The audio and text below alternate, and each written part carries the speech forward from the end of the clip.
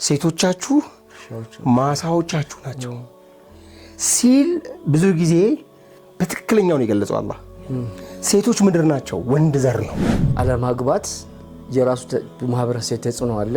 አግብቶ መፍታት ደግሞ ራሱ ማህበረሰብ ተጽዕኖ አለ። አንዳንዴ ኮንሰፕቱ ራሱ በጣም ግራ ይገባኛልና ትዳር የሚለው ነገር እስቲ ከሶሻል ከእስልምና አንፃር ስትነው ትዳር የእንግሊዝኛ ቃሉ ሜሬጅ ነው። ይደብረኛል ቃሉ ራሱ ዲፊኒሽኑም ይደብረኛል። ዴፊኒሽን የሚደብራ አሁን እንደውም የተበለጠ ተሽሯል። ህጋዊ የሆነ ጾታዊ ግንኙነት ህጋዊ የሆነ ጾታዊ ግንኙነት ስትል ተመሳሳይ ጾታንም ማጋባት ትችላለህ ማለት ነው።